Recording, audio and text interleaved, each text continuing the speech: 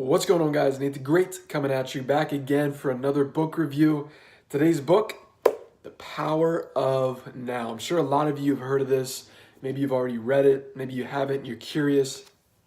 This book right here, super duper deep. I actually got recommended this one by a good friend of mine, Angela, back home here. She said that this was a must read that I had to get, so I went ahead and copped it. So The Power of Now, A Guide to Spiritual Enlightenment. Over 5 million copies sold. It's by Eckhart Tolle. It can transform your thinking. The result, more joy right now. That's from the Oprah magazine. Talk about credibility. To make the journey into the power of now, we will need to leave our analytical mind and its false created self, the ego, behind. From the very first page of this extraordinary book, we move rapidly into a significantly higher altitude where we breathe a lighter air. We become connected to the indestructible essence of our being, the eternal, ever-present one life beyond the myriad forms of life that are subject to birth and death. Although the journey is challenging, Eckhart Tolle uses simple language and an easy question and answer format to guide us. A word-of-mouth phenomenon since its first publication, The Power of Now is one of those rare books with the power to create an experience in readers, one that can radically change their lives for the better. A little bit about Eckhart. He is a contemporary spiritual teacher who is not aligned with any particular religion or tradition. He writes with the timeless and uncomplicated clarity of the ancient spiritual masters and imparts a simple yet profound message. There is a way out of suffering and into peace. He is author of Stillness Speaks and Practicing the Power of Now. He travels widely and lives in Vancouver, British Columbia. Wow, that's so funny. Yeah, I go to Vancouver a lot. I totally did not. Wow. You have to meet up with him. Anyways, I'm going to do the same thing I typically always do, flip to a page and read a little bit of it.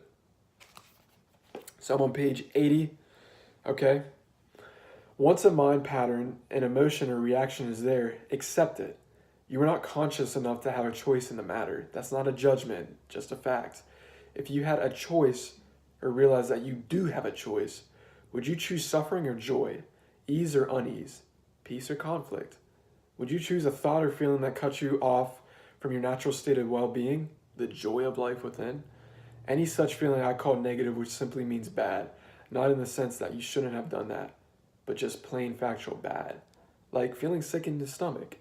How is it possible that humans killed in excess of 100 million fellow humans in the 20th century alone? Humans inflicting pain of such magnitude on one another is beyond anything you can imagine. And that's not taking into account the mental, emotional, and physical violence, the torture, pain, and cruelty they continue to inflict on each other as well as on other sentient beings on a daily basis.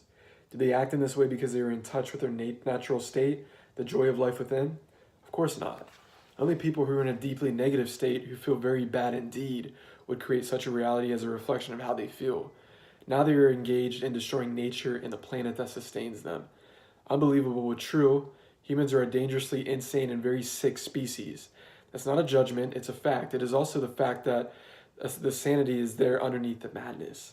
Healing and redemption. They're available right now.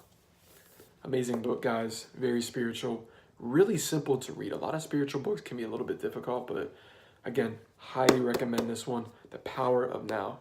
Go cop it.